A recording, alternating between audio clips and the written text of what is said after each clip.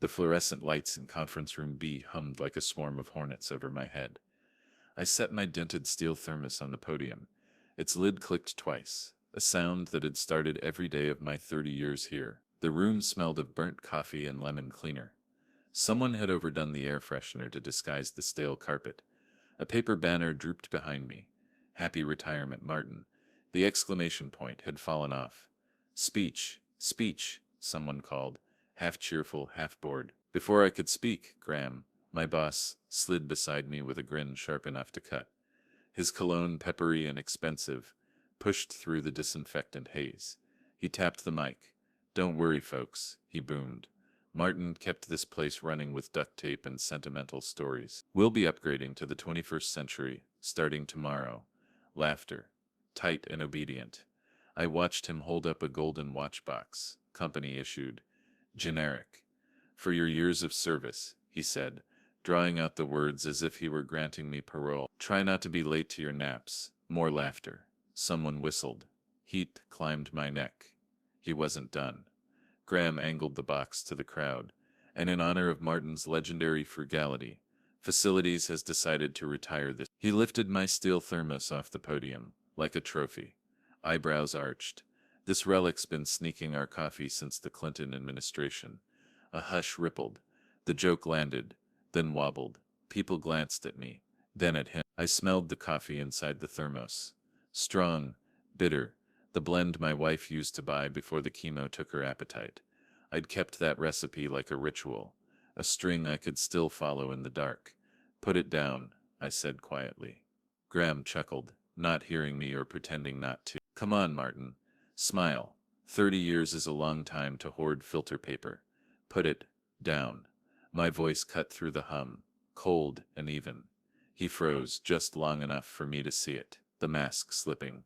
Then his smile snapped back into place, brighter, emptier. "All in good fun," he said, returning the thermos to the podium with a theatrical pat, as if calming a dog.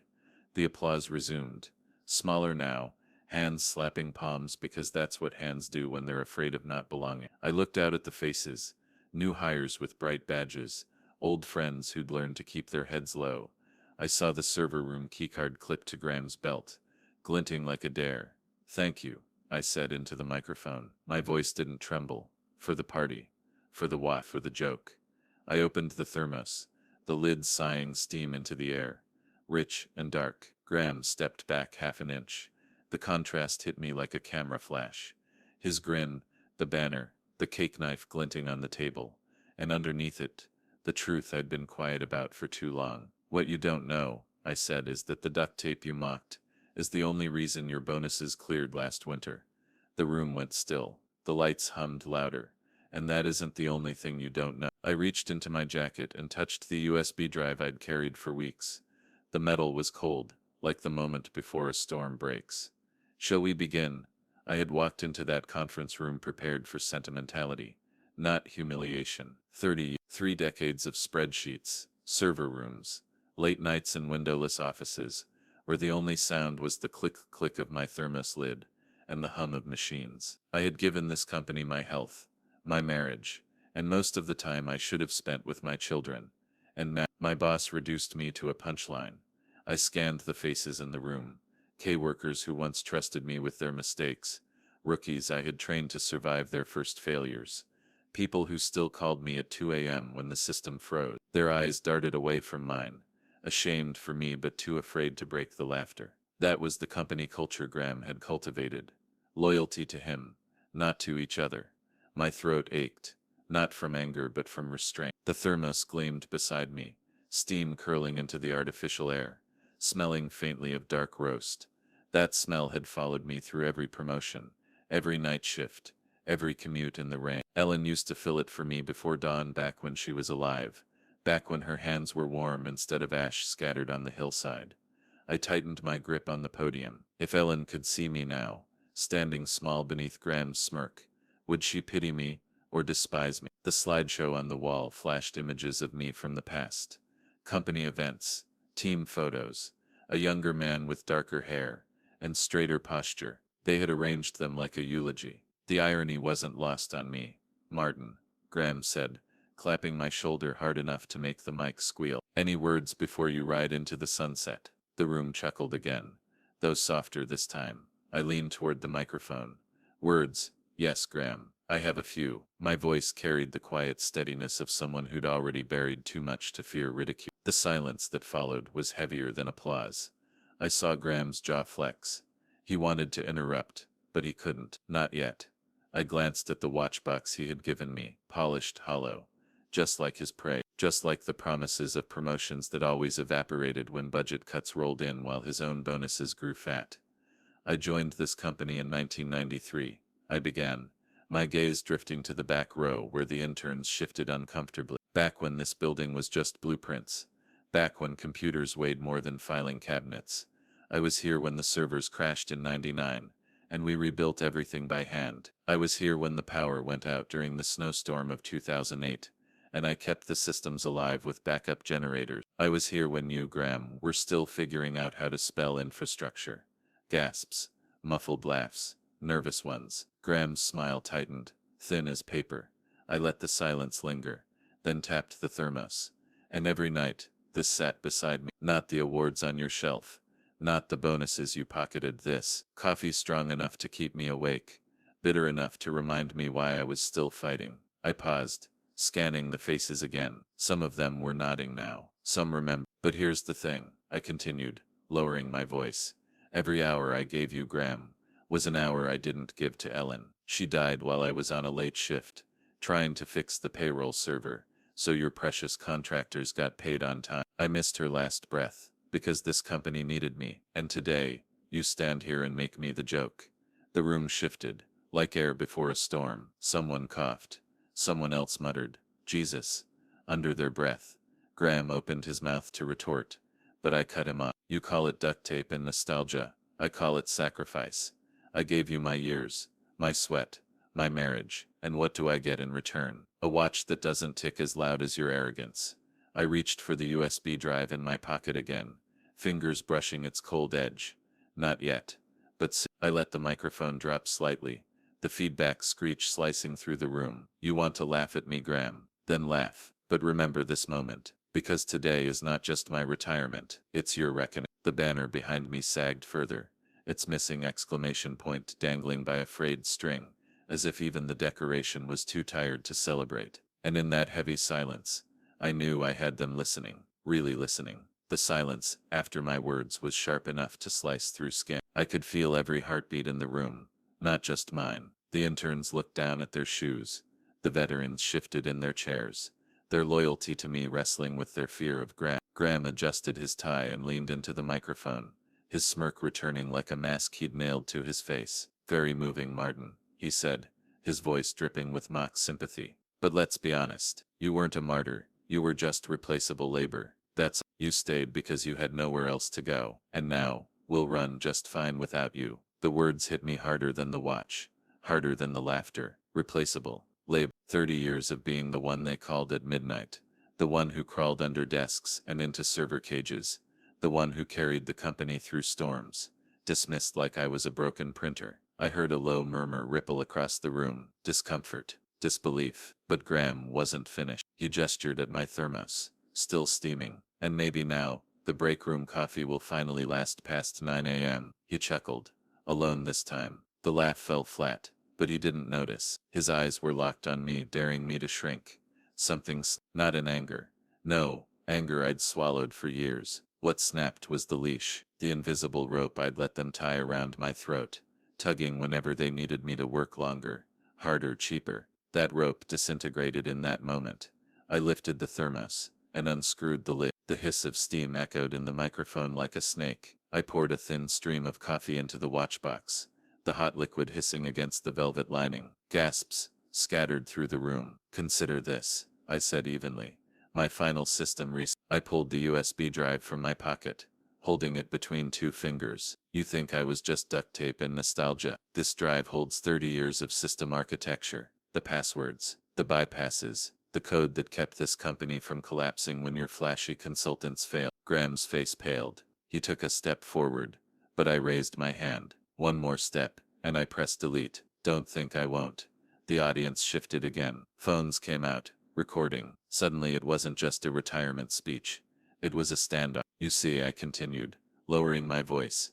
You never promoted me, never recognized me. Because you knew the entire infrastructure sits in my head and in this drive. You mocked the duct tape, Graham. But duct tape was all that kept your empire from crumbling. And today, I decide who gets to know the truth. For the first time, Graham didn't smile. His lips pressed thin, his eyes darting across the room, calculating. I set the USB gently on the podium, next to the dripping watchbox, steam rising like incense from a funeral pyre. You wanted me to leave quietly. You wanted me to be grateful. Instead, I'm giving you a choice. Respect what I built, or watch it all fall apart. The room held its breath. My heart pounded. But it wasn't fear anymore. It was freedom. This was no longer their stage. It was mine. The USB drive sat on the podium, its silver body glinting under the buzzing fluorescent lights. It looked so small, so ordinary, yet it held 3 decades of my life.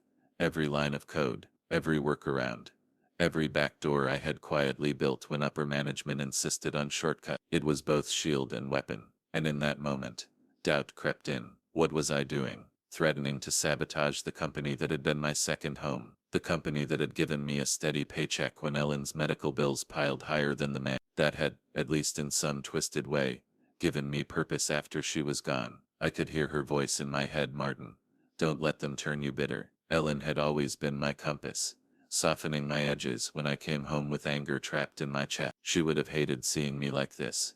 Eyes hard, hand trembling over a USB that could scorch everything in seconds. My grip on the thermos tightened. It was warm, grounding. Ellen's gift from a Christmas long ago, wrapped in newspaper because we couldn't afford fancy wrapping paper. Now you'll never drink cold coffee again, she'd teased, her smile wide enough to light up our tiny kitchen. That thermos had outlasted her.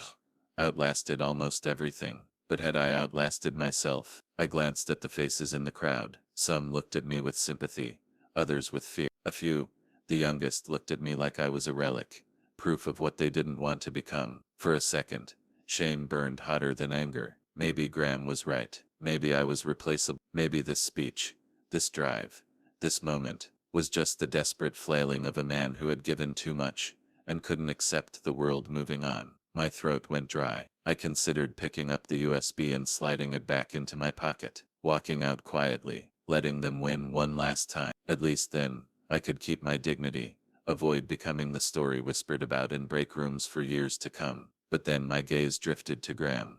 He was smirking again. He thought he had me cornered, that my silence meant surrender, that I would fold, as I always had, carrying the weight so he could take the credit. He leaned one hand on the podium, close enough for me to smell his cologne again, sharp and artificial. And in that smell, in that smirk, the doubt hardened into something else. Resolve.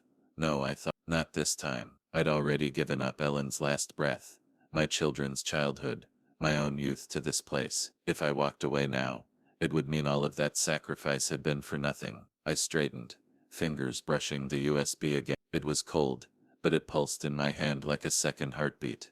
Maybe I was replaceable, but they were about to learn what replacing me really meant. As I stood there, torn between doubt and defiance, the USB drive pressed cold against my palm. I realized something. Moments like these define a lifetime. Not the birthdays missed, not the overtime logged, not even the laughter swallowed in rooms like this, but the instant you decide whether to stay silent or finally speak. And now I want to ask you, what would you do if you were in my place? Would you walk away quietly with a gold watch and a hollow thank you? Or would you turn the tables on the man who thought he owned your life? Tell me in the comments. I'll give you a hint.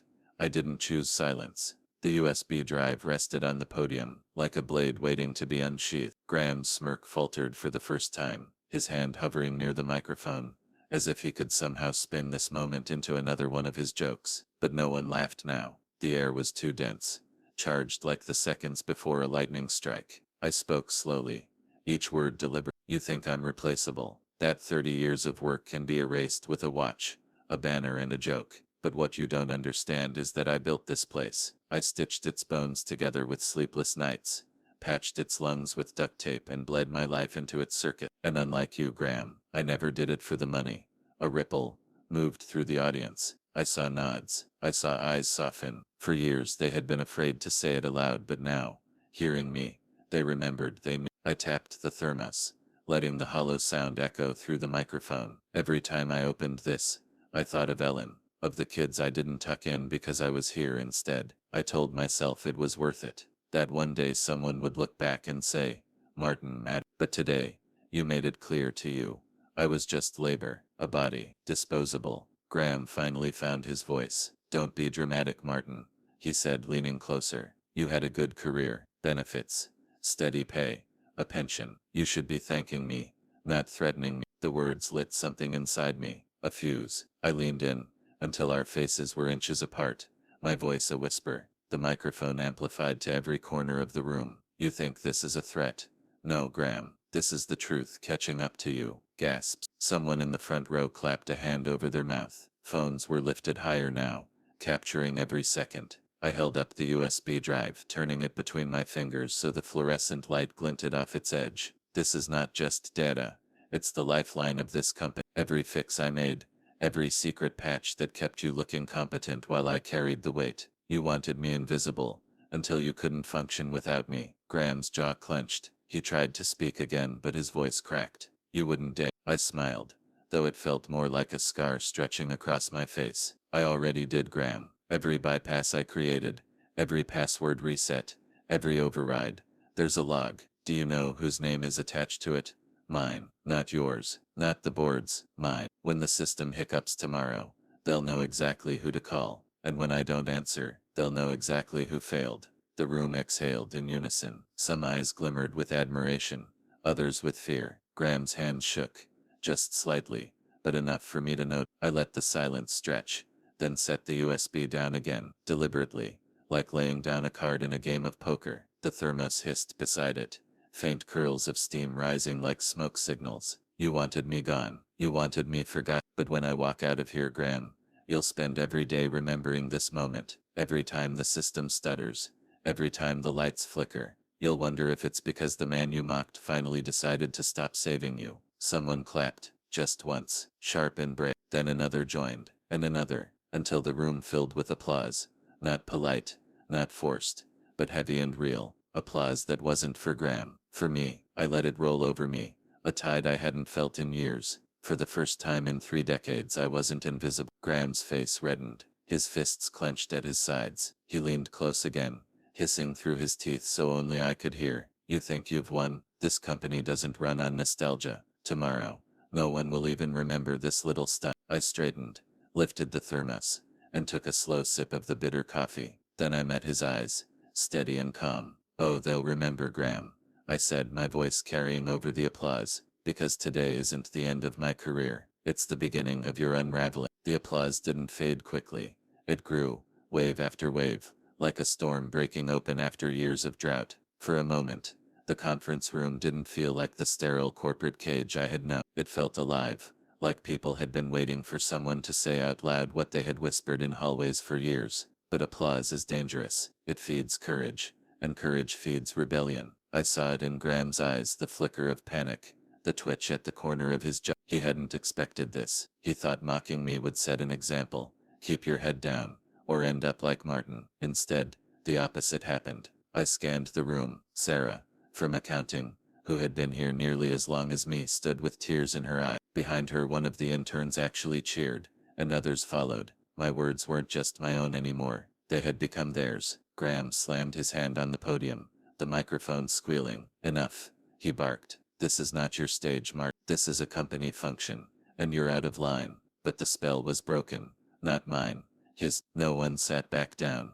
No one stopped recording. Phones pointed at him like daggers. I raised my thermos, steam curling like smoke from a gun. Out of line?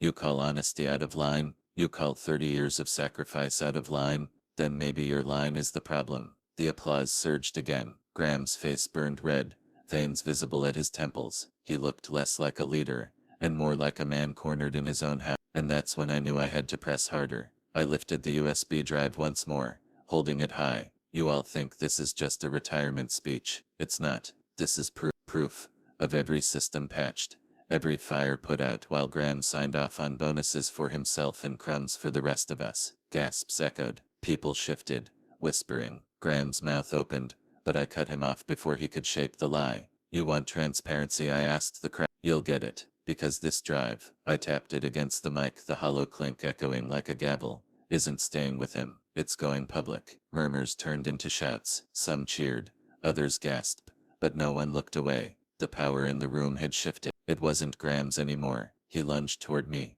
trying to snatch the USB, but I slid it into my jacket pocket before his hand even brushed it. His fingers grabbed the thermos instead, sloshing hot coffee across his cup. He hissed and recoiled, the stain spreading down his pressed shirt like a wound. The crowd erupted in laughter, not at me, at him. For the first time, Graham was the joke. Careful, I said evenly, setting the thermos back on the podium. That coffee's stronger than you think. His eyes burned holes through me, but I could see the cracks now. The fear, the humiliation. He straightened, tried to regain composure, but the laughter had already gutted his authority. You think they'll follow you, Martin? He spat, gesturing to the crowd. You're an old man with nothing left to lose. They'll forget you by tomorrow. But when I looked out at the room, I knew he was wrong. They weren't looking at him anymore. They were looking at me, some with admiration, others with curiosity, but all with something Graham had never inspired: hope. And hope is contagious. I leaned forward, my voice steady as stone. Tomorrow, when the servers hiccup and the board demands answers, they won't forget me. They'll remember the man who kept the lights on while you polished your shoes. They'll remember the duct tape, the long nights, the truth. And when they do, Graham, they'll also remember this. I raised the USB in my hand again. The day you lost control. The room roared, a sound so loud it shook my chest. I felt alive, electric, more than I had in years. For the first time since Ellen's death, I felt her beside me, not in grief, but in pride. The applause was no longer just noise. It was the sound of walls cracking, of chains breaking. And as Graham stood there, red-faced and trembling, I knew this wasn't the end of my story. It was the beginning of his downfall. The room vibrated with energy, clapping, cheering, even a few whistles. For 30 years my voice had been drowned under deadlines and silence. Now, it carried louder than Graham's authority ever had. But then came the moment, the point of no return. Graham's face twisted, half rage, half desperation. He grabbed the mic, his voice cracking through the speakers. Enough of this circus. Martin, hand me that drive now, or I'll have security escort you out. You'll leave in disgrace. The crowd went quiet, waiting. Phones hovered in the air, recording every twitch of his jaw, every drop of sweat sliding down his temple. I reached into my jacket pocket slowly, theatrically, and pulled out the USB drive. Gasps rippled through the room. Graham's eyes locked on it, hungry, certain he'd won. He extended his hand like a king demanding tribute, but instead of handing it to him, I held it high. This, I said, my voice steady, is 30 years of truth, and you don't get to bury it. Before he could move, I walked toward the crowd and placed the drive into Sarah's trembling hand. Sarah, the accountant who had survived 4 rounds of layoffs, who had once whispered to me that Graham slashed benefits while doubling his own bonus. She clutched it as if I'd handed her a torch in a dark cave. Do with it what you know is right, I told her. The room erupted. Some people shouted yes, others pounded their desks. Sarah's eyes widened, but she nodded, slowly at first, then with conviction. Graham lunged toward her, but 3 employees stood, blocking his path, not with fists, not with violence, just standing tall, refusing to move. For the first time, he wasn't the center of gravity. I turned back to the podium, lifted my thermos, and took another long sip of coffee. It was bitter, strong, grounding. Ellen's gift, my anchor. You wanted me gone quietly, I said, locking eyes with Graham. But now, you'll never silence me, or them. The employees nodded, their eyes on him, not me. The tide had shifted. He tried one last card, his voice cracked with fury. You'll regret this, Martin. You'll never work in this industry again. The words almost made me laugh. 30 years, and he still thought my worth came from his permission. I'm not here to work anymore, I said calmly. I'm here to live. And for once, Graham, you're the one who should be afraid. The crowd roared again, but I barely heard them. My chest was pounding, but it wasn't. It was release, a chain snapping, because there was no going back now. I hadn't just spoken up. I'd handed over the evidence. The story wasn't mine alone anymore. It belonged to everyone in that room. And as I looked at Graham's pale, trembling face, I knew the man who thought he owned me was already undone. This was the point of no return. For a moment, Graham's face hardened into something resembling confidence again. He straightened his tie, smoothed his coffee-stained sleeve, and lifted the microphone with a forced smile. Ladies and gentlemen, he began, his voice steadier now. I think we've all let emotions get the better of us. Martin here is clearly overwhelmed. Retirement can be difficult. Let's all remember this is a celebration, not a trial. He chuckled, trying to coax the room back under his control. The sound was brittle, but some employees shifted nervously, uncertain, falling back into old habits of obedience. Graham sensed it, pounced on it. Sarah, he said smoothly, pointing at her. Why don't you hand me that drive?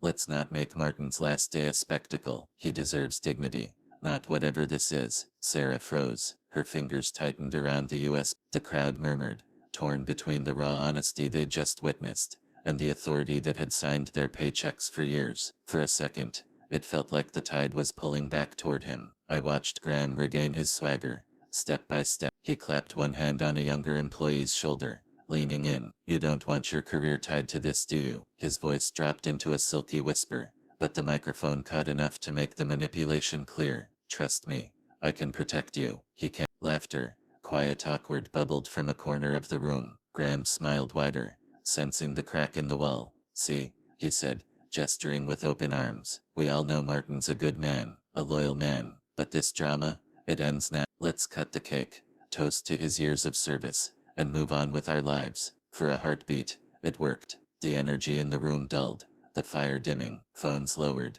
The applause had stopped. Graham's old spell, the one built on hierarchy and fear, started to crawl back into the air. He turned to me, lips curling in triumph. You've had your moment, Martin. Now sit down and let the grown-ups handle the future. The words burned, but I could see the effect on the crowd. Some shoulders sagging, some eyes lowering. For a flicker of time, Graham almost had them back. Almost. And he believed it. He believed his power was intact, that his smooth voice and crooked smile could undo the truth I had unleashed. His confidence swelled like a balloon ready to burst. He thought the danger had passed. He thought the storm had already broken. But storms don't vanish in silence. They gather strength in the quiet. I gripped the thermos, warm against my palm, and felt Ellen's memory settle me. The doubt was gone now. This wasn't over, not by a long shot. Graham thought he had regained control. He thought he had restored order. But what he didn't know, what no one in that room knew yet, was that the real blow was still coming. The kind that doesn't just bruise reputations, the kind that shatters empires. Graham adjusted his tie,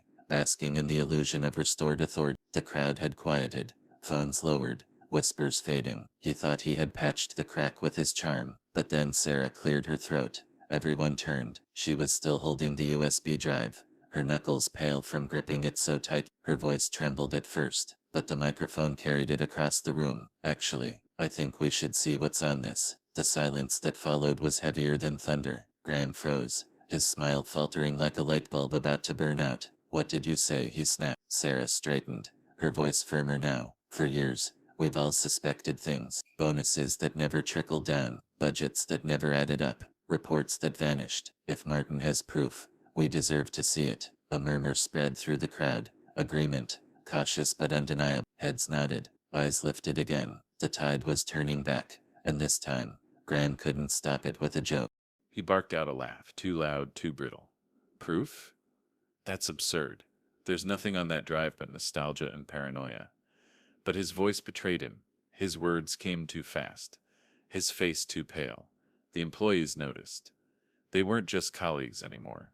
They were witnesses. Sarah pulled her laptop from her bag, hands trembling as she slid the drive into a port. The projector, still connected from the slideshow, blinked awake. Graham's composure cracked. Don't you dare. That's confidential company property. I folded my arms, the thermos warm against my chest. Funny, I said, my voice calm. You just called it paranoia. If there's nothing there, what are you so afraid of? The first files appeared on the screen. Rows of spreadsheets, email, budget reports with Graham's signature approving expense accounts that siphoned money into consulting fees.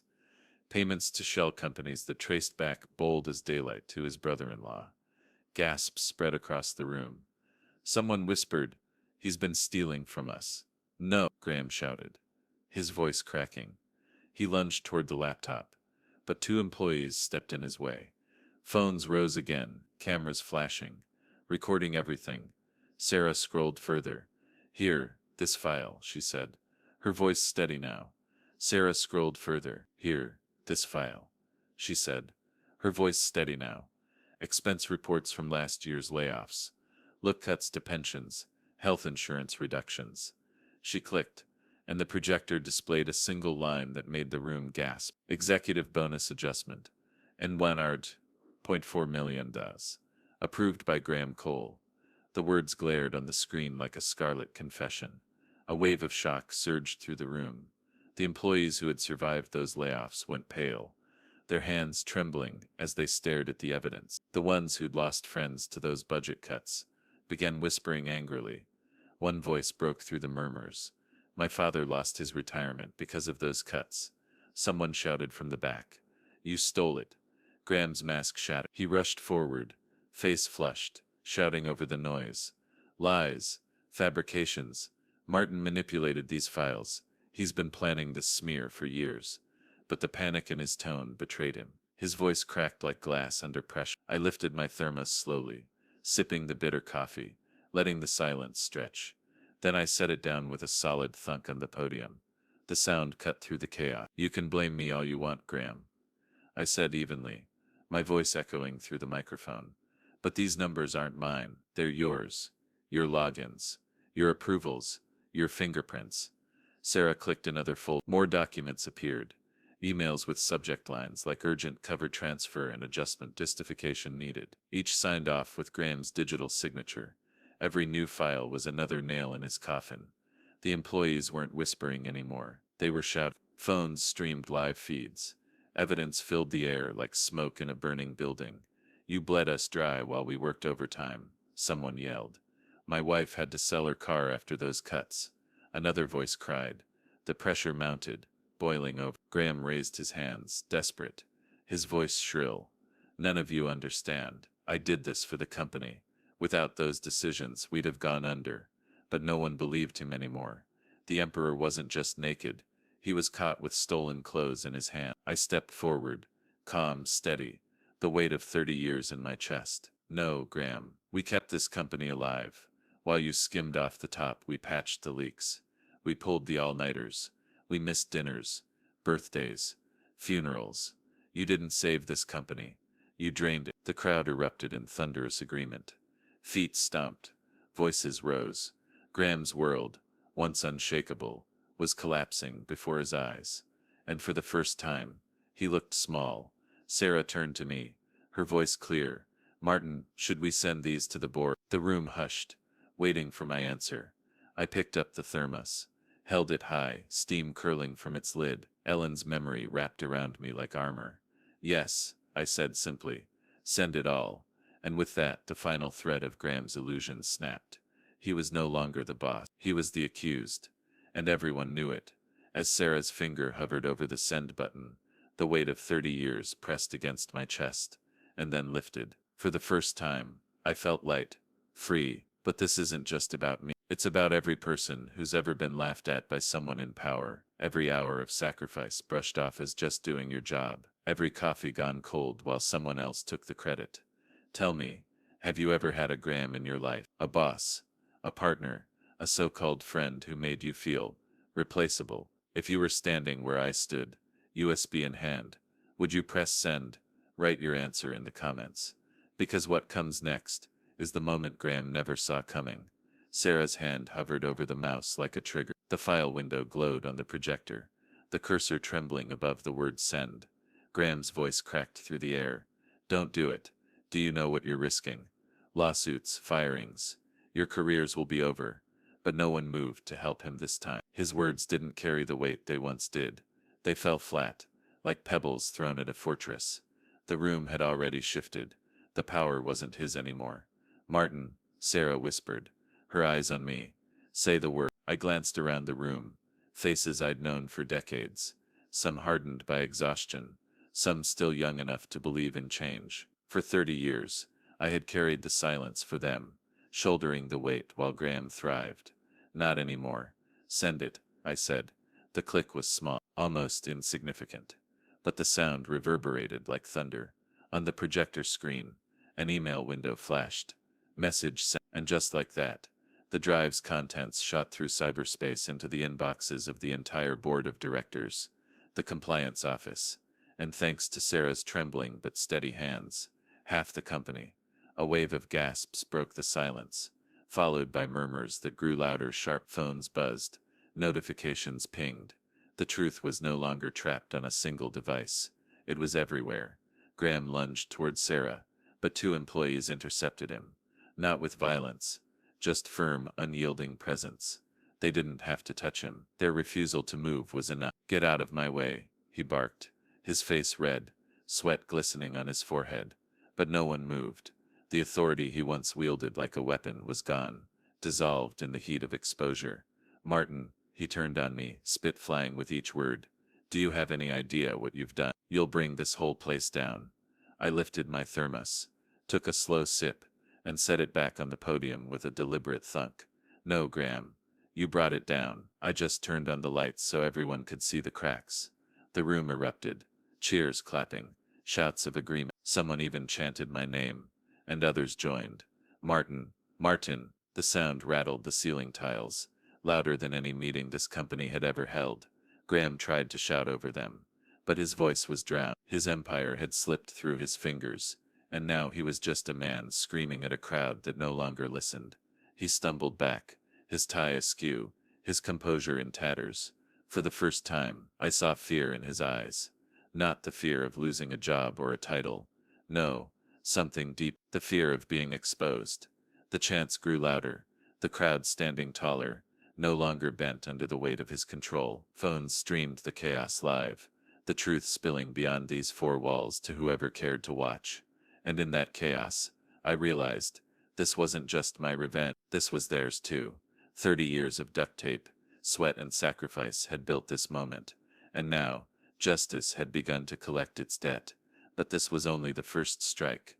The real collapse was still to come. The chants shook the room, echoing through the sterile walls that had once felt like a cage.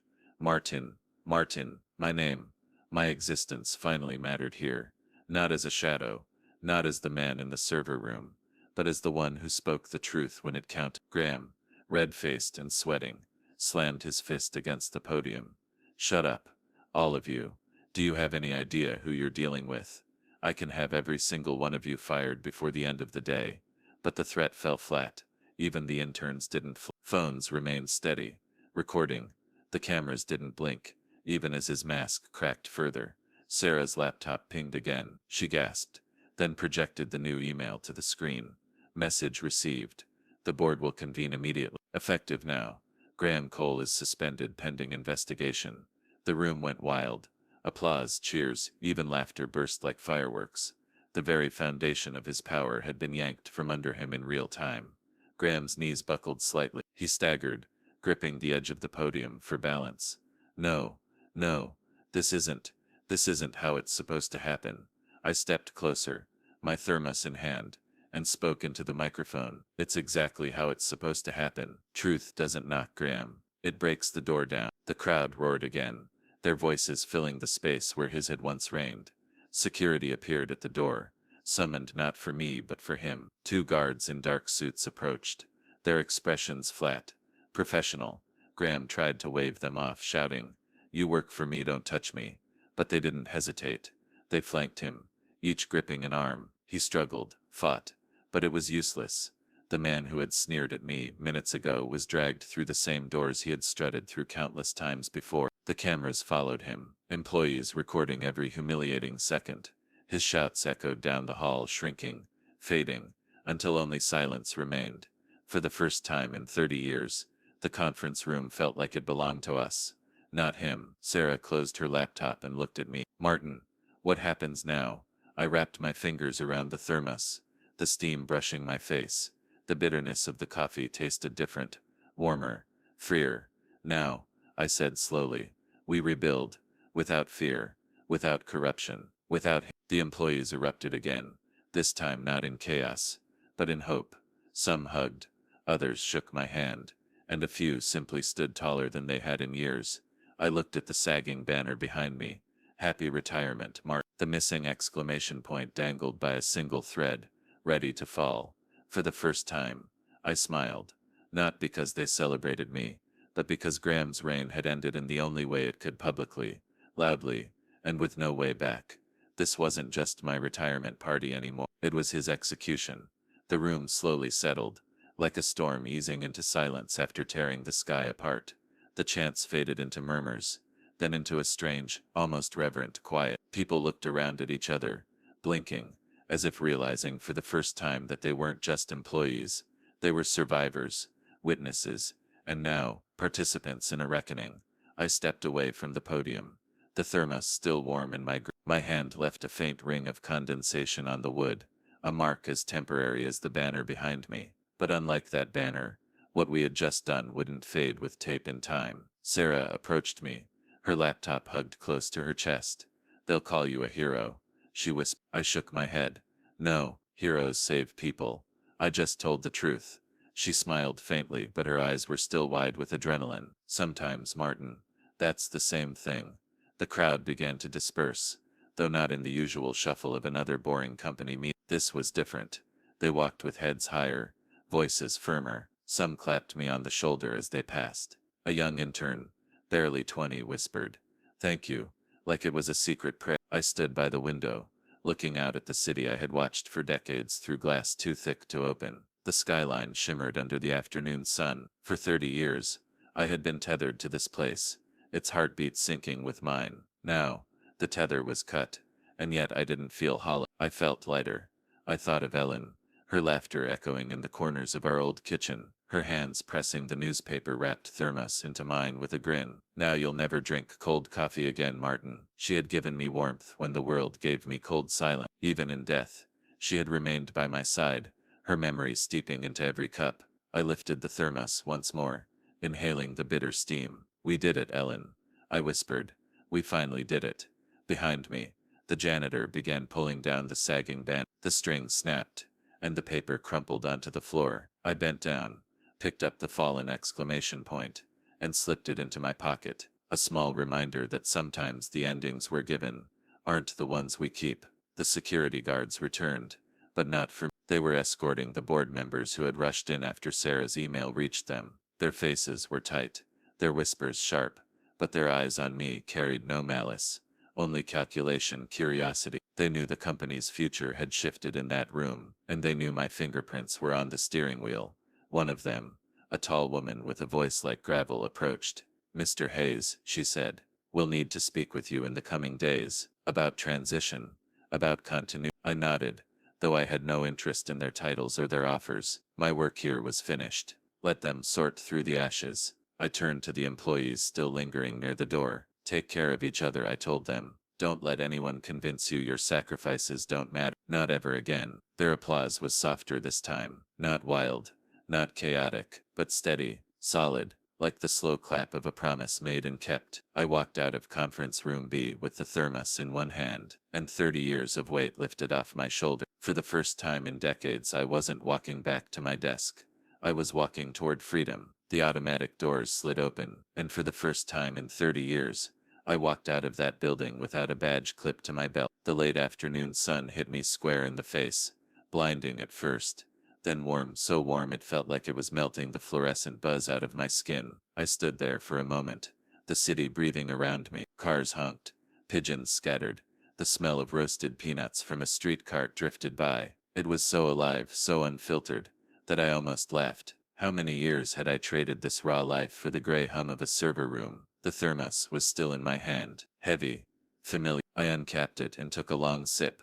The coffee now lukewarm, bitterer than usual, but it tasted like freedom. I walked without direction, letting my shoes find their own path, past the glass towers I had once thought were monuments to success, past the subway entrance where I had rushed through countless mornings, past a park where children's laughter tangled with the wind. Everywhere I looked, life was happening, and for once I wasn't missing it. I ended up at the hill where Ellen's ashes were scattered. The grass swayed under a gentle breeze, carrying the faint scent of lilacs from a nearby garden. I sat on the bench we used to share, set the thermos beside me, and let the silence stretch. "Ellen," I whispered. I finally walked away, not beaten, not discarded. I walked out on my terms. The clouds shifted, a beam of sunlight cutting through, landing right on the bench. I let myself believe it was her smile. For years I had been afraid of what would happen when the company no longer needed me. Who was I without the midnight calls, the frantic emails, the endless duct tape solutions. But as I sat there, I realized the answer. I was someone who had finally remembered he was a man, not a machine. A jogger passed, nodding politely. An old couple walked their dog, its tiny legs scurrying over the grass. Life moved forward, indifferent to corporate empires, indifferent to Graham's downfall. And in that indifference I found peace. I thought back to the faces in that conference room. The intern with hope in his eyes, Sarah with trembling hands, the workers who finally stood tall. Maybe my revenge hadn't just been for me. Maybe it was a spark, one that would keep burning long after I was gone. I pulled the fallen exclamation point from my pocket, the one that had dropped from the retirement banner. I turned it over in my hands, its paper edges bent and fragile. Then I slipped it into my journal, pressing it flat between the pages, a reminder that endings don't have to be hollow. Sometimes they can be rewritten. The sun began to dip, painting the sky in streaks of orange and crimson. I stood, brushing the grass from my pants, and picked up the thermos. As I walked down the hill I felt lighter, not because Graham had been dragged away, not because the board would now scramble to save face, but because I had finally chosen myself. Tomorrow, I would wake up without an alarm clock screaming me into existence. Tomorrow, I would brew coffee not for survival, but for pleasure. Tomorrow, I might even drive out to the coast, breathe in salt air instead of recycled office oxygen. For the first time in decades, tomorrow was mine. And as I took one last sip from the thermos, I smiled. Bitter coffee, warm sun, freedom. Ellen would have liked this ending. No, not an ending, a beginning. When I look back now, I don't see 30 years wasted. I see 30 years of lessons. Every sleepless night, every bitter sip of coffee, every moment I thought I was invisible. They forged the man who finally stood up and said enough. Revenge wasn't just exposing Graham. Revenge was reclaiming myself, finding out I was never just replaceable labor. I mattered. My sacrifices mattered. And no boss, no system, no gold watch could erase. So I'll leave you with this. If someone has ever made you feel small, disposable, or silenced, remember, truth has power, and sometimes all it takes is one voice, one moment to change everything. If you believe in that kind of justice, subscribe and share this story, because someday, you might need the courage to hold up your own thermos and speak.